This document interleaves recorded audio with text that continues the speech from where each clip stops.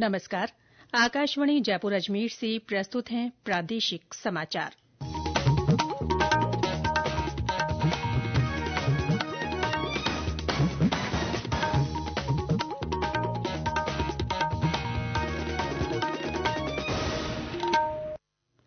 समाचारों के साथ मैं ऋतिका गुप्ता। प्रधानमंत्री नरेन्द्र मोदी ने कहा है कि राजस्थान में निवेश की अपार संभावनाएं हैं। श्री मोदी ने आज जयपुर के जेईसीसी में 3 दिवसीय rising Rajasthan global investment summit का उद्घाटन किया। अपने संबोधन में श्री मोदी ने कहा कि बेहतर कनेक्टिविटी, लैंड बैंक, अक्षय ऊर्जा और ऐतिहासिक स्थलों के कारण राजस्थान विभिन्न क्षेत्रों में निवेश के लिए उपयुक्त स्थान है। उन्होंने कहा कि जब राजस्थान विकास की ऊंचाई पर पहुंचेगा तो देश को भी नई ऊंचाई मिलेगी। प्रधानमंत्री ने कहा कि राजस्थान पर्यटन का केंद्र है और दुनिया के उन चुनिंदा स्थानों में से है जहां लोग जीवन के पलों को यादगार बनाने के लिए आते हैं। उन्होंने कहा कि यहां की एमएसएमई की बढ़ती ताकत आर्थिक विकास को नई गति देगी।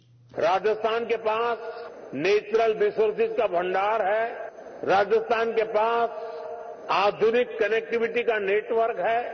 एक समृद्ध विरासत है। एक बहुत बड़ा लैंडमार्क है और बहुत ही समर्थ युवा शक्ति भी है। यानी रोड से लेकर रेलवे तक, हॉस्पिटैलिटी से हैंडीक्राफ्ट तक, फार्म से लेकर फोर्ट तक राजस्थान के पास बहुत कुछ है। राजस्थान का ये सामर्थ्य राज्य को इन्वेस्टमेंट के लिए बहुत ही एट्रैक्टिव डेस्टिनेशन बनाता है।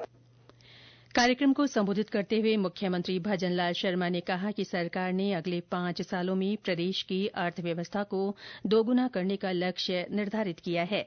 उन्होंने उम्मीद जताई कि विकसित भारत और विकसित राजस्थान के संकल्प को साकार करने में ये समिट महत्वपूर्ण साबित होगी।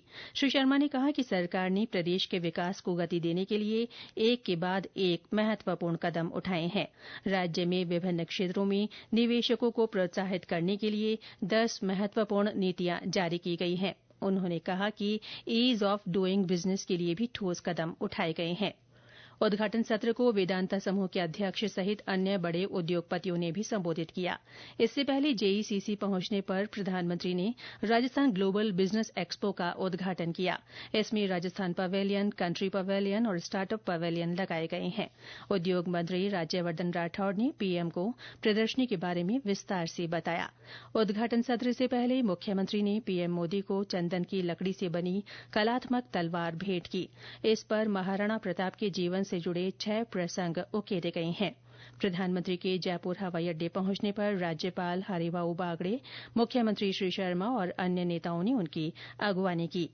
रिप्लीट रिस्पांसिबल रेडी थीम पर हो रही इस समिट में आज कंट्री और विभिन्न सेक्टोरल सेक्शन हो रहे हैं।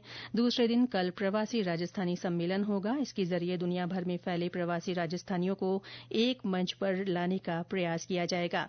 सम्मेलन के अंतिम दिन एमएसएमई कॉन्क्लेव रखा गया है। इसमें उद्यमी, निवेशक और विशेषज्ञ शिरकत करेंगे। निवेश सम्मेलन को देखते हुए राजधानी जयपुर में सुरक्षा के कड़े बंदोबस्त किए गए हैं। शहर के विभिन्न मार्गों पर यातायात व्यवस्था में बदलाव किया गया है।